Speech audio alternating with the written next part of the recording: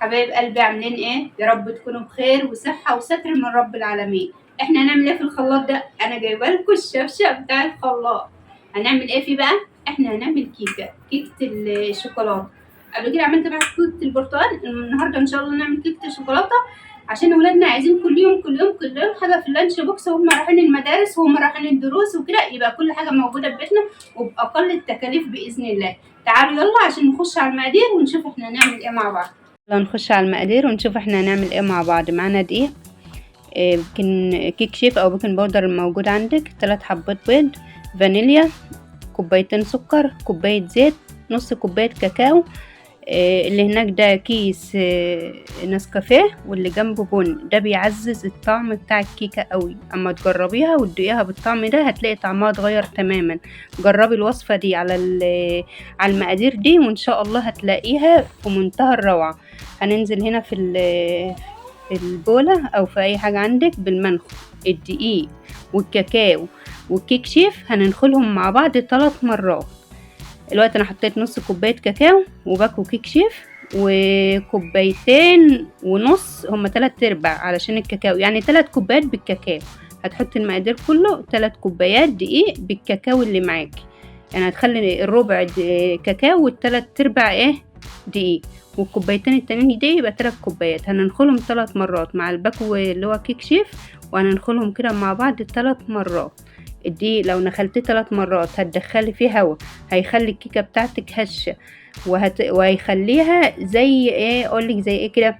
شفت الهوز اللي بتشتريه من بره كده؟ هو ده هتلاقيه طعمه زيه كده ان شاء الله. دي 3 مرة هنخلها اهي.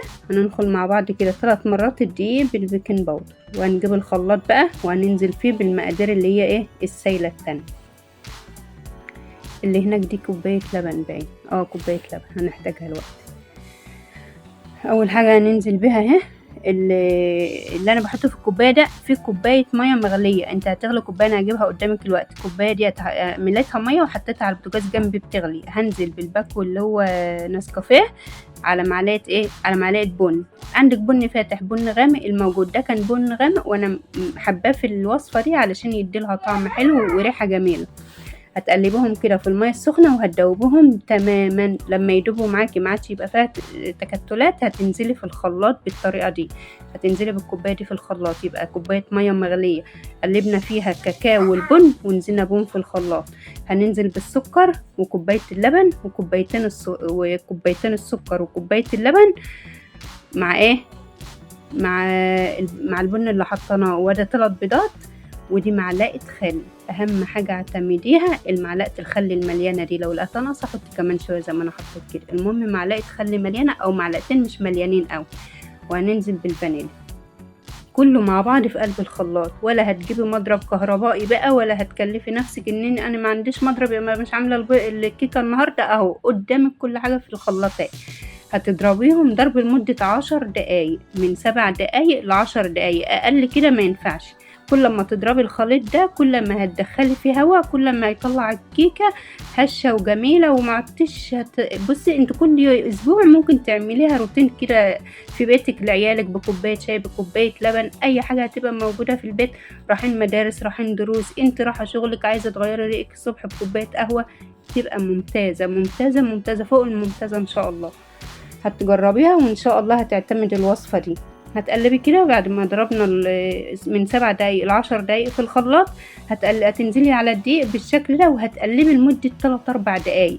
حطي شوية وقلبي، كل ما تلاقي الدقيق اختفى وتقل معاكي هتحطي كمان شوية.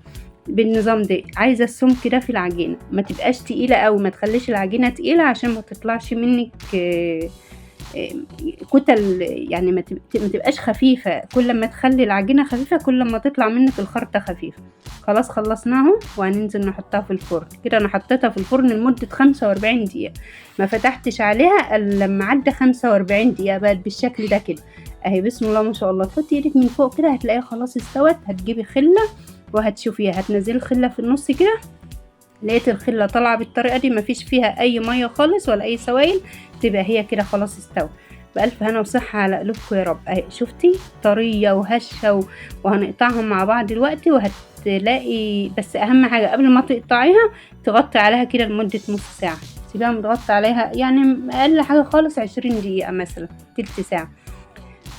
شفتي السكينه بتجري فيها، شفت زي اللي بيقول ايه تمشي في الحلاوه او حاجه زي كده، هي دي تجري فيها ازاي. انا ما بتكاش عليها، هي ماشيه لوحدها. وهنطلع مع بعض الخرطه الوقت، هتلاقي بسم الله ما شاء الله هشه واسفنجيه، وممكن تزينيها تحط على وشها صوص. بس انا ما حبيتش يعني ان انا احطها، او بمعنى اصح دي كانت طالعه اوردر واللي طلبها كده، فما حطيتش عليها حاجه. اهي شوفي اسفنجيه ازاي، هتتك عليها ترجع لك تاني، اهي تتك ترجع تاني يمين وشمال وشمال ويمين. هي اسفنجيه يعني. الف هنا وصحه يا رب للي اكلها. شوفي هتجي بقى لو عندك صوص شوكولاته هتعمليه، تحليه بلبن وتحطيه على وشها كده، هتبقى ممتازه. ولا تقولي جاتوه بقى، ولا عدت تشتري جاتوهات من بره ولا اي حاجه. اعمليها واعتمدي الوصفه لعيالك. شوفي قلبها مفتح ازاي. الله على الجمال يا ولاد، الله بسم الله ما شاء الله، ربنا يحسن ما بين ايديكم جميعا يا رب. جبتها اهي، شوفي بوريها لكم يمين وشمال. جبت العلبه بقى علشان ارصها، عشان بألف هنا وصحه يا رب للي اكلها. كانت طالعه اوردر، ارصها مع بعض انا وانتي اهي. بصي قومي اعملي اي حاجه ببيتك. اهم حاجه اعتمدي في الكيكه معلقه الخل. مادام حطيتي معلقه الخل اعرفي ان الكيكه بتاعتك هتطلع هش. وما تفتحيش عليها الفرن خطوات كده، اهم حاجه الخل. وبرده ما تفتحيش عليها الفرن الا بعد 45 دقيقه. عايزه تسيبيها 40 دقيقه وتشوفيها اذا كانت لسه عايزه تستوى شويه ولا لا.